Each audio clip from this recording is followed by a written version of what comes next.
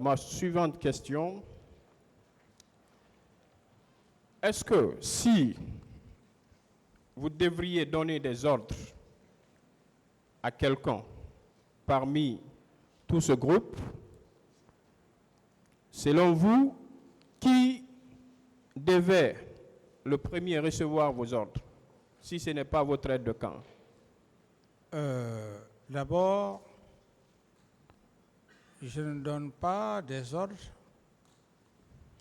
parce que la délégation du pouvoir étant là, la gendarmerie et le ministre de la Sécurité peuvent prendre des décisions sans même que je leur donne des ordres. Des ordres. En dehors de ça, toute autre personne, militaire ou agent de sécurité,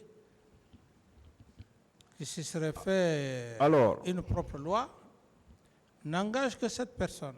Alors, Monsieur le Président, vous savez, vous avez parlé de la nomenclature, ministre de la Sécurité et de la Défense, ainsi de suite.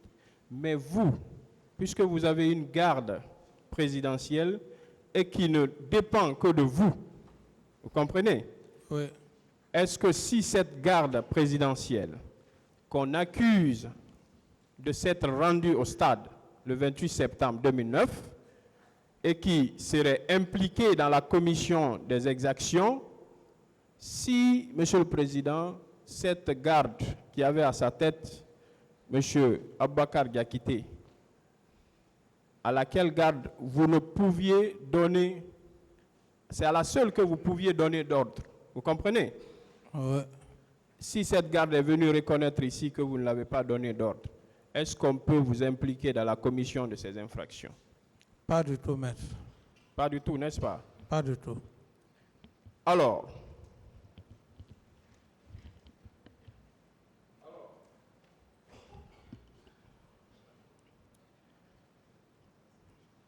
vous savez, les partis civils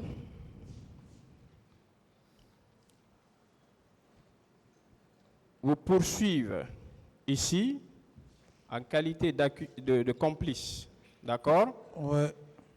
Et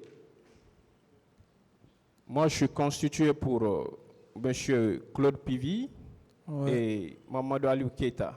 Oui. Je voudrais savoir, est-ce que le colonel Pivi, est-ce que, en peu de mots, vous pouvez décrire l'homme? Le colonel Pivi, c'est un homme loyal, et des vertus de fidélité, ça ce sont des qualités rares.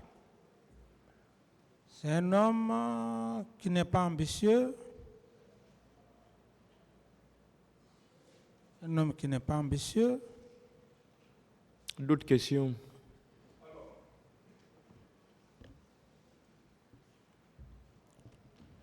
Du moment où vous venez de dire que c'est un homme loyal, un homme qui n'est pas d'ambition démesurée, c'est un homme sincère, vous l'avez dit. Est-ce que, selon vous, Monsieur le Président, à votre avis, qui compte, est-ce que le colonel Claude Pivi est capable de se rendre coupable de pillage au moment des faits? Non, ça m'étonnerait. Ça vous étonnerait donc qu'il soit coupable de pillage? Non, ça m'étonnerait. Au contraire, pour le peu de renseignements que je sais, il est arrivé à des moments donnés, quand il partait dans des quartiers, c'est la population même qui l'applaudissait. Donc ça, il a cette réputation. D'autres questions? Alors, Monsieur le Président, est-ce que colonel Pivi, que vous connaissez, pouvait s'en prendre aux citoyens, notamment en les séquestrant en les affligeant des sévices corporels ou des tortures morales, physiques, psychiques, ainsi de suite. Est-ce qu'il est capable de commettre ces faits? Ça m'étonnerait. Ça vous étonnerait. Alors, vous savez,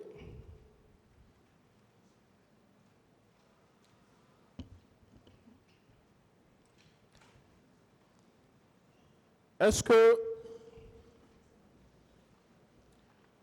c'est à vous, Monsieur le Président, du moment où vous n'avez donné aucun ordre, vous ne vous êtes pas rendu au stade du 28 septembre, à la date du 28 septembre 2009, est-ce que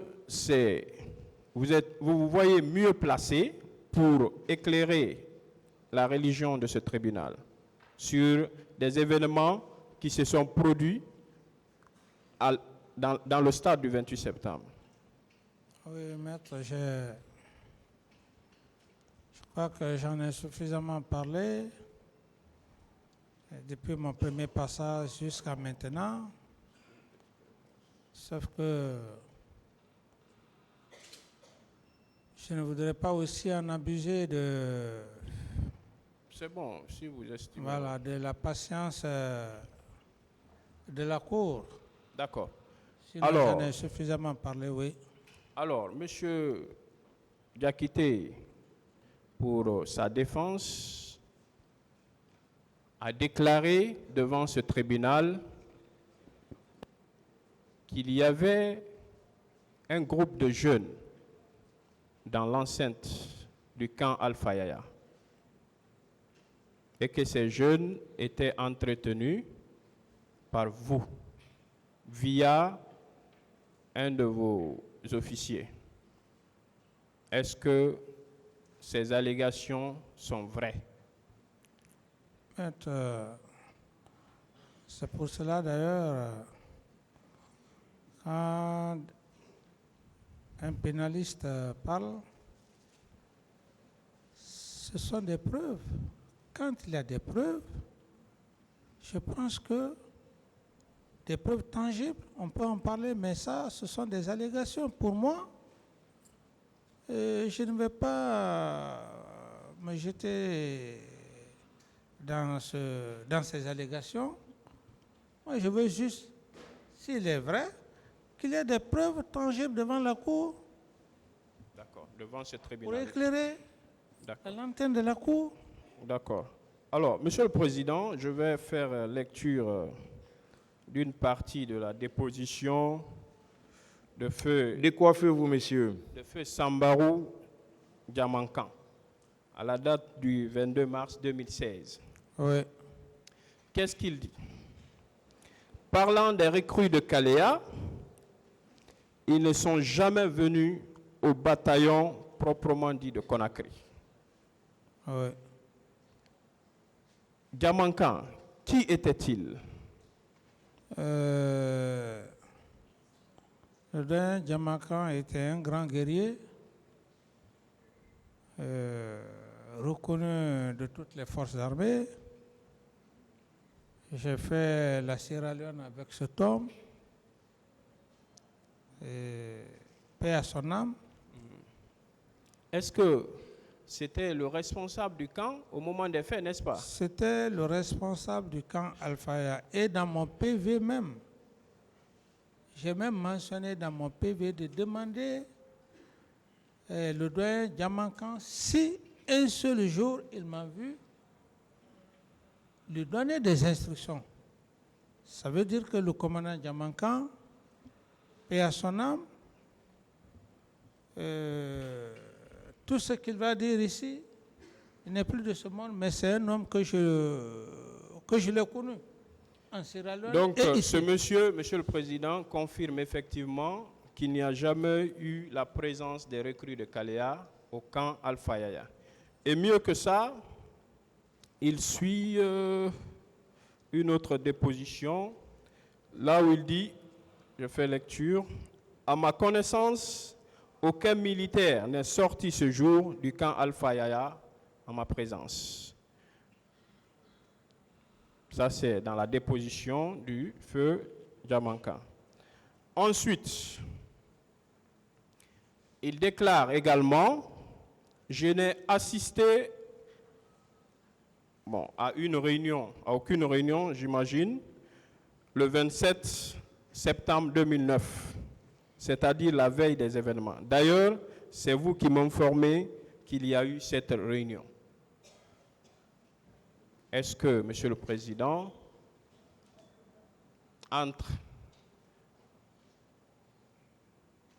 cette déposition de feu Djamanka et les allégations tenues à cette barre par votre ancien aide de camp, qui a déclaré ici qu'il y a eu réunion à la veille des événements du 28 septembre, que des militaires sont sortis du camp, qu'il y avait la présence des éléments de Kalea au camp Alpha Yaya, quelle est, selon vous, la déclaration que ce tribunal devrait retenir?